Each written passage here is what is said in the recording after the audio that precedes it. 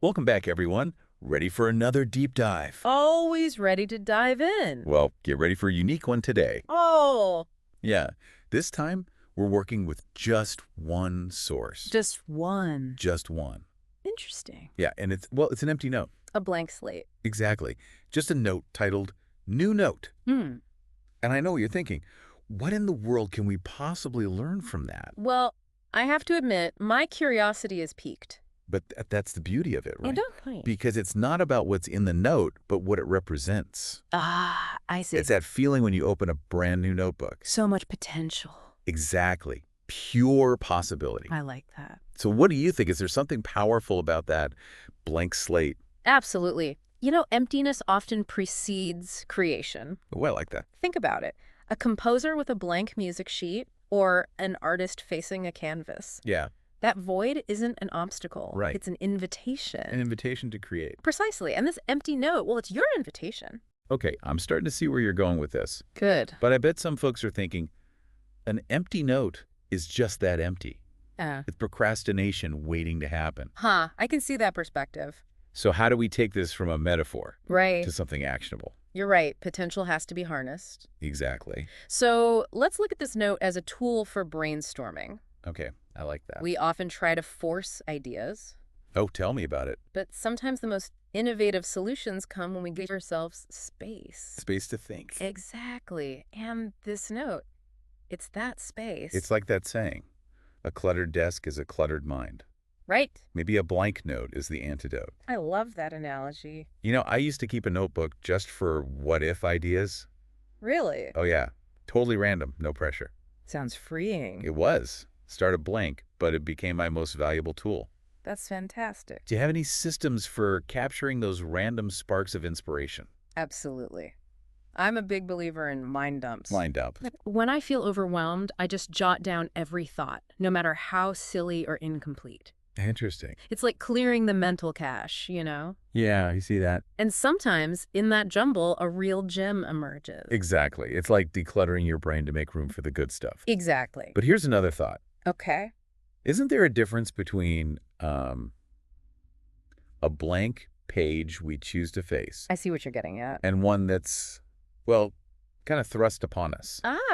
Interesting point. Like writer's block is real, right? Oh, absolutely. That blank page can feel like a wall. It certainly can. So how do we reconcile those two experiences? Well, I think context matters. Okay. A deliberately empty note, like the one you sent in, suggests intention. It's like saying, I'm making space for something new. Right. Writer's block, though, is often about fear. Fear of what? Fear of failure, fear of judgment, all sorts of things. That makes sense. The key difference is agency. Agency. Do you own the emptiness, or does it own you? That's such a powerful point. I'm glad it resonates. And it really circles back to what this whole deep dive is all about, right? It does, doesn't it? It's not just about a note. It's about recognizing the power of that empty space. Yes, that potential within all of us. Exactly. It's a reminder that sometimes the most important thing we can do is create space. Space for possibility. Exactly. So here's a final thought for everyone listening. I love a good final thought. What will you fill that blank note with? Ooh, good question. What potential lies within you waiting to be expressed? That's something to think about. Thanks for joining us for another deep dive. Until next time. See your IQ. Where is OnPassive address? Everywhere. Everywhere. Everywhere. Burj Khalifa. The tallest building on the planet. Where is the office? The highest office. Sorry, do you have more people want to talk? I want to talk now. All right, I have Griswinder. He want to come this way, please. All right. This man. No, please say. Thank you. I'll be behind you every time. And guys, listen carefully. This man, Mr. Ash Mufara, our CEO, once told in earliest webinars, I think 2019, that he get strength from his family. He discussed with his family in way back in 2017 that we are going to make this thing OnPassive, but he was refused by his wife that no, Ash, don't do this. But Mr. Ash, my brother, he told, no, we have to do. If we can't do, who will do it? And he started that mission. And we all came together, 2019, 2020, 21, 22, and I don't know, thousands of years are going to come, and everybody will be here. So Mr. Ash Mufar, we believed in you in 2018, 2019, 2021, 2022, and the years to come. And yes, believing is everything. Just a single sentence, single word, that believing is everything. Keep in your mind. Your family believed you, okay? So many people told you so many things, but we believed in ourselves, in this company, and your parents believed in you. We get strength from our family. So keep respecting your family, keep respecting your elders, keep respecting everybody, every human being on this planet Earth. That is OnPassive. That we are true founder in that, and we learn from Mr. Ash. Is my big, small, I think bigger and bigger brother. And yes, one thing more.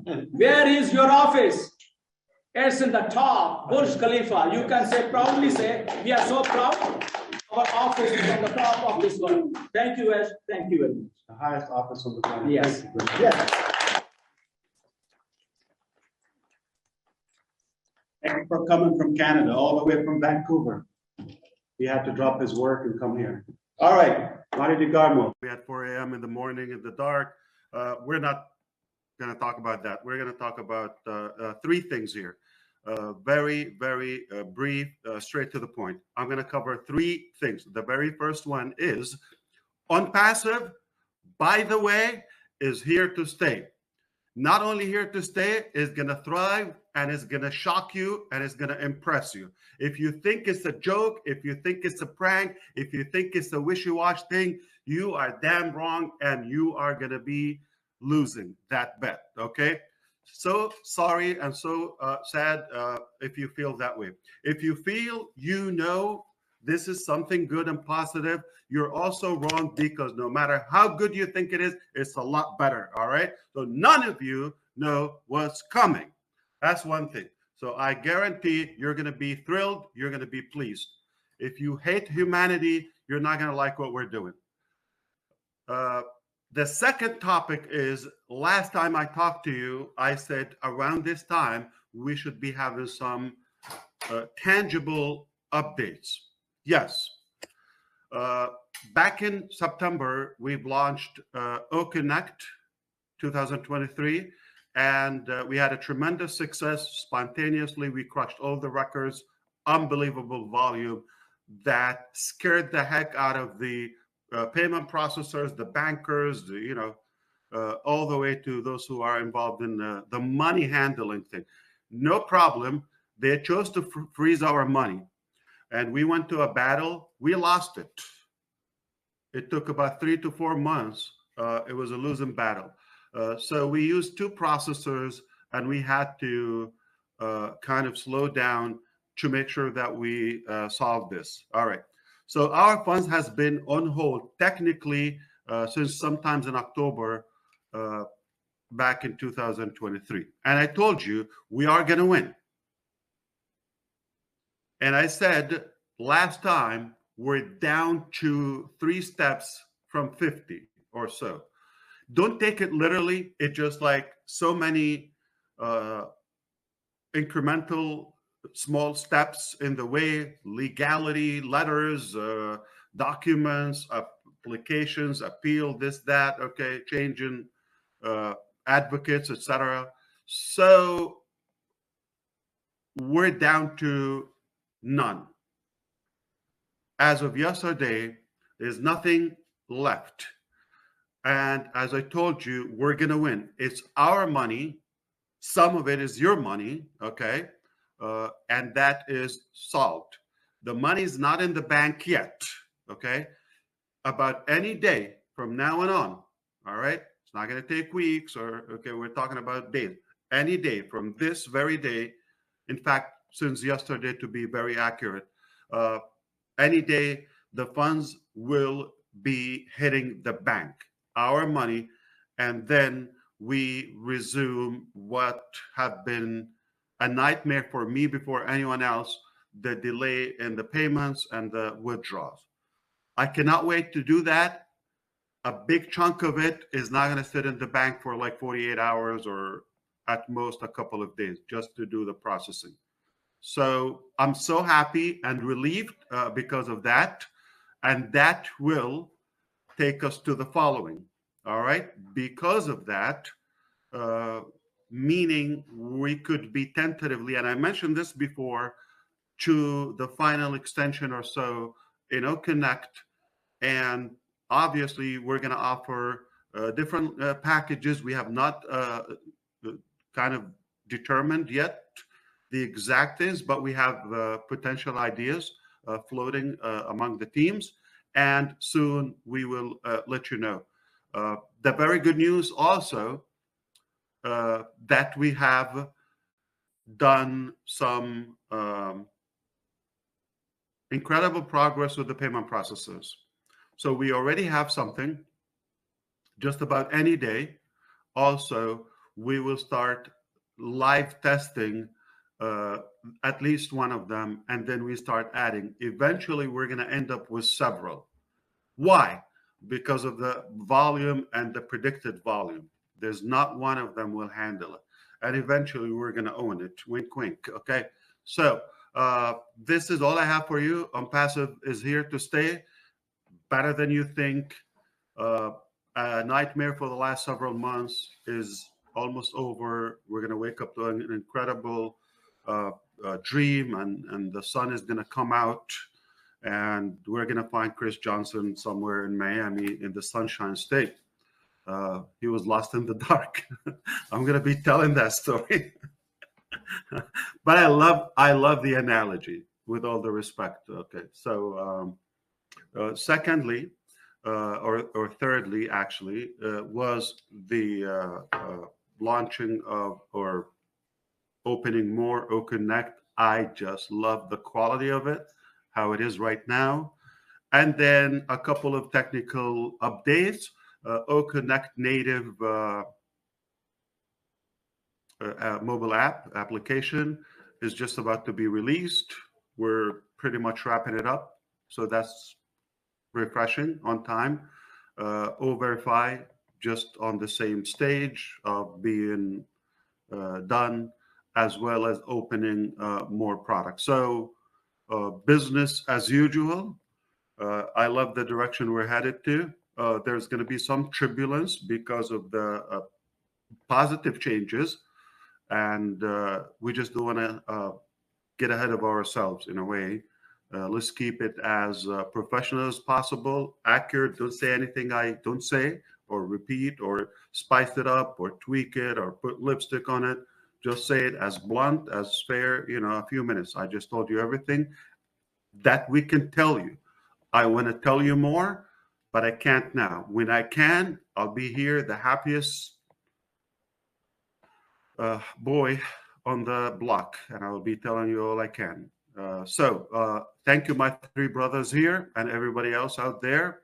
We are definitely in an incredible, outstanding position. The very best of what we have, it didn't show up yet. It's coming. Thank you. I'm going to be on the road for a while, but I'll be reachable sometime in June. That was a joke. Okay. Thank you. I'll be around. Thank you. Thank you, Ash. Have a good one.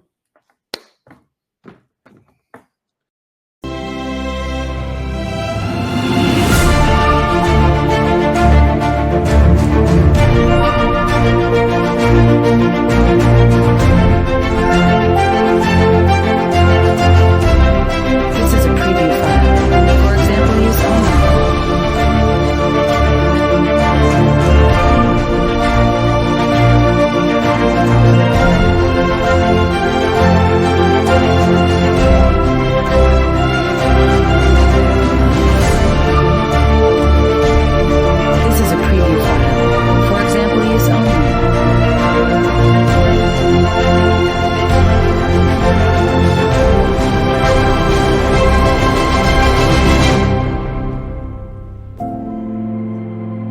Welcome, curious minds, to the deep dive. We take complex stuff and try to make it make sense. Today, we're digging into something pretty interesting, actually. It sits right where AI meets, well, digital money-making. It's this concept of AI-driven traffic commissions, specifically as OnPassive Technologies presents it.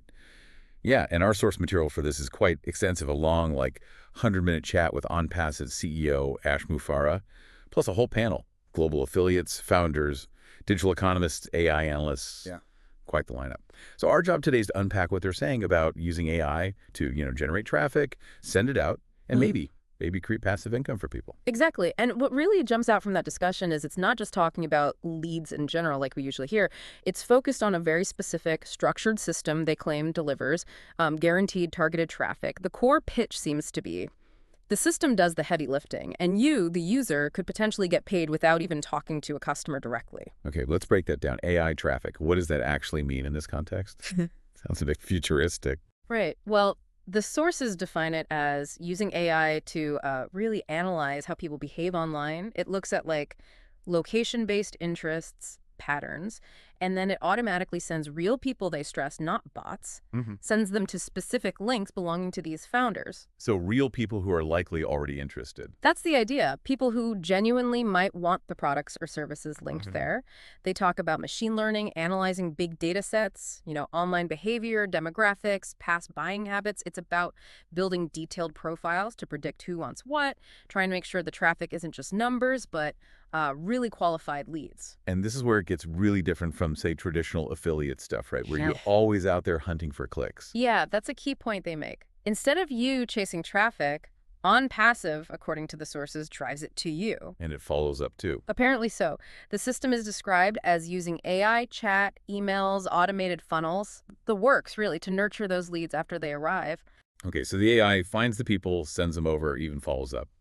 But the big question then is, how do you actually get paid? What's the commission structure look like? It's described as having several layers. You get commissions when someone converts through your link. It could be a free sign-up, a trial, a full purchase. Okay. The layers they mention are direct referrals, people you bring in, then commissions from their referrals, so kind of a second tier, and then this really interesting part called AI spillover. AI spillover. So just random traffic landing in your lap? Not quite random is how they explain it. It's more like the main system, they call it OES, the OnPassive Ecosystem Solution. The algorithm intelligently spreads out the general incoming traffic across all the founders. Ah, okay. So it's meant to be more balanced than just relying on your own efforts. That seems to be the goal, yeah. To make sure even people who aren't maybe natural marketers still get leads sent their way. And how does the system keep track of all that? Direct referrals, second tier, this spillover? Sounds complicated. They point to their OES 2.0 system. It supposedly tracks everything automatically. Doesn't matter, they say, if the traffic was organic, paid advertising, AI-driven, or this company-distributed spillover. If it lands under your user ID and that person converts, you earn a slice. Which sounds very much like that passive income dream, doesn't it? It does. Did they give any, real-world examples in the discussion, something to make it concrete? They did. There was an anecdote from an African founding member, Emmanuel Nounjam. He talked about his experience during a beta testing phase. He said he got 186 traffic leads sent to him. Okay. And out of those, 42 apparently converted into something commissionable. Without him doing anything directly. That was his claim, yes. No personal marketing effort for those specific ones. And it resulted, he said, in about $900 in commissions. So they use that to illustrate how this AI spillover could work, especially for non-marketers. That's interesting. But you have to wonder, is that typical or just one good example? That's a fair point. The sources highlight his story as an illustration, but, they don't really dive into average results or success rates across the board, or how things like different markets or products might change the outcome for different people. The focus is definitely on the potential. And these commissions, they're not just one-offs, are they, if someone subscribes? Correct. The idea presented is that these leads become active users, maybe renewing monthly, which then means recurring commissions for the user whose link they used. And the AI follow-up helps keep them engaged. That's the reported mechanism, yes. Using the AI chat and email to maintain that connection and encourage retention. So, okay, let's talk potential earnings then. What kind of numbers were being discussed? Well, they had a digital economist, Dr. Raj Patel, weigh in. He gave a kind of hypothetical, suggesting, for example, if a user made $25 per conversion and maybe received 10 conversions a day from this traffic, Okay, 10 a day. that would be $250 a day or $7,500 a month, just from the traffic side of things. And was that presented as like a baseline or an optimistic scenario? It was framed more as a potential baseline, yeah, with the implication that some founders might see much more like 100+ conversions daily once everything's fully running globally. Wow, okay. And they also talked about scale, like top-tier founders who might have, say, 10,000 people in their downstream network. The idea is traffic gets distributed through that whole network, building up team commissions too. Which leads to the obvious question, where does all this traffic actually come from to fuel this whole engine? They described a few different sources. Paid advertising, like big global campaigns, also organic search results, optimizing for search engines, then AI-generated marketing funnels, social media stuff using their own platform, ONET, and even traffic generated internally from people using other OnPassive products. So a mix. Again, it's not just any traffic they stress, it's smart traffic. What makes it smart? Right, smart. It means the AI supposedly figures out who's most likely to buy a specific product or service, and then it matches that person with the most relevant founders link. So it's predictive targeting. Exactly. Aiming for quality over just sheer volume, predicting interest to get better conversion rates, that's the claim. Now, these are some pretty big claims, and it sounds complex to manage globally. Did the sources talk about potential challenges? You know, that's a really important angle, the conversation we drew from. It was definitely focused on the potential, the vision, the mechanics as designed. They didn't spend a lot of time on, say, the challenges of scaling global ad campaigns effectively or how changes in Google or Facebook algorithms might impact things. Non-market saturation? Or market saturation for certain products, right. Those kinds of potential hurdles weren't really explored in depth in this particular discussion. It was much more about the solution they believe OnPassive offers. Okay, understood. So focusing back on the process they describe, once commissions are earned, how does the payout actually happen? Is it clear for the user? They say it's pretty straightforward. Commissions get deposited daily into something called an O-wallet, and the user dashboard is designed to be transparent. You can supposedly see every visitor, click, sale, even the country they came from. Daily deposits. And getting the money out into your own bank account. Described as real-time money, convertible to your local currency. They mention partnerships with banks, mobile payment systems, even crypto options are reportedly planned. The goal they state is frictionless income. Frictionless income. Okay. Now, a common concern with systems like this is fairness. Do only the early birds, the first founders, really get the bulk of this AI traffic? According to the sources, no, that's not the design. It's described as performance tiered. So yes, founders get priority slots, that's stated. But active affiliates who show results also qualify for this distributed traffic. And the spillover helps balance it. That's the key point they make about the OES system. It automatically assigns that spillover traffic to try and maintain some balance across the whole user base. One expert in the discussion called it programmable equity in the digital economy, trying to make it less like a lottery. Programmable equity. That's a phrase. Yeah. So moving beyond individual earnings, what about the bigger picture?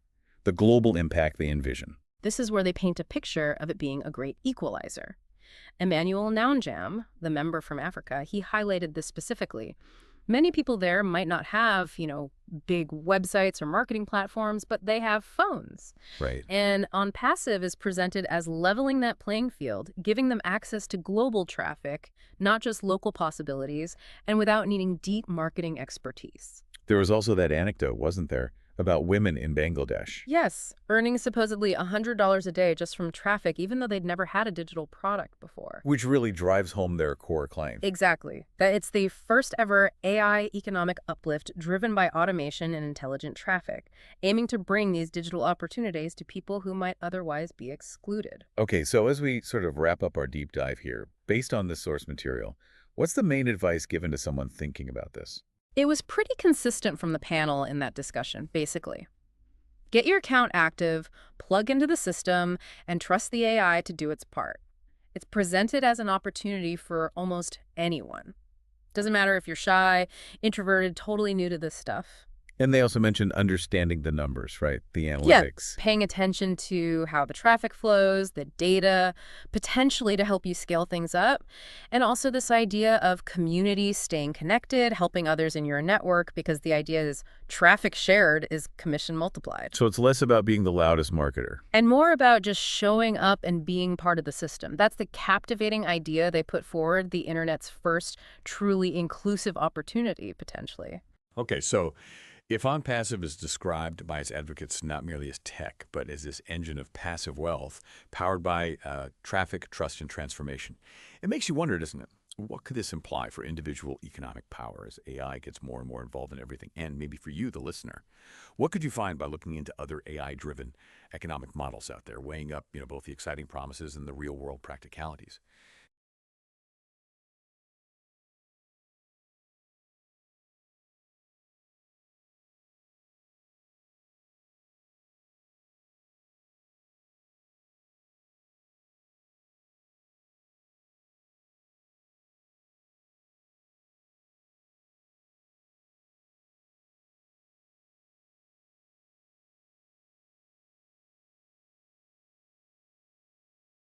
Welcome, curious minds, to the deep dive.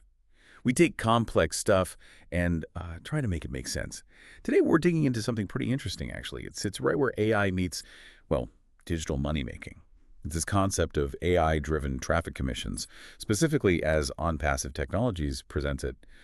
Yeah, and our source material for this is quite extensive, a long, 100-minute chat with OnPassive CEO Ash Mufareh, plus a whole panel, global affiliates, founders, digital economists, AI analysts. Yeah. Quite the lineup. So our job today is to unpack what they're saying about using AI to, generate traffic, send it out, and maybe create passive income for people. Exactly. And what really jumps out from that discussion is it's not just talking about leads in general like we usually hear. It's focused on a very specific structured system they claim delivers guaranteed targeted traffic. The core pitch seems to be the system does the heavy lifting, and you, the user, could potentially get paid without even talking to a customer directly. Okay, let's break that down. AI traffic. What does that actually mean in this context? Sounds a bit futuristic. Right. Well, the sources define it as using AI to really analyze how people behave online. It looks at location-based interests, patterns, and then it automatically sends real people, they stress, not bots, sends them to specific links belonging to these founders. So real people who are likely already interested. That's the idea. People who genuinely might want the products or services linked there. They talk about machine learning, analyzing big data sets, online behavior, demographics, past buying habits. It's about building detailed profiles to predict who wants what, trying to make sure the traffic isn't just numbers, but really qualified leads. And this is where it gets really different from, say, traditional affiliate stuff, right? Where you're always out there hunting for clicks. Yeah, that's a key point they make. Instead of you chasing traffic, OnPassive, according to the sources, drives it to you. And it follows up, too. Apparently so. The system is described as using AI, chat, emails, automated funnels, the works, really, to nurture those leads after they arrive. Okay, so the AI finds the people, sends them over, even follows up. But the big question then is, how do you actually get paid? What's the commission structure look like? It's described as having several layers. You get commissions when someone converts through your link. Could be a free sign up, a trial, a full purchase. Okay. The layers they mention are direct referrals, people you bring in, then commissions from their referrals, so kind of a second tier, and then this really interesting part called AI spillover. AI spillover. So just random traffic landing in your lap? Not quite random is how they explain it. It's more like the main system, they call it OES, the OnPassive Ecosystem Solution. The algorithm intelligently spreads out the general incoming traffic across all the founders. Ah, okay. So it's meant to be more balanced than just relying on your own efforts. That seems to be the goal, yeah. To make sure even people who aren't maybe natural marketers still get leads sent their way. And how does the system keep track of all that? Direct referrals, second tier, this spillover? Sounds complicated. They point to their OES 2.0 system. It supposedly tracks everything automatically. Doesn't matter, they say, if the traffic was organic, paid advertising, AI-driven, or this company-distributed spillover. If it lands under your user ID and that person converts, you earn a slice. Which sounds very much like that passive income dream, doesn't it? It does. Did they give any, like, real-world examples in the discussion, something to make it concrete? They did. There was an anecdote from an African founding member, Emmanuel Nounjam. He talked about his experience during a beta testing phase. He said he got 186 traffic leads sent to him. Okay. And out of those,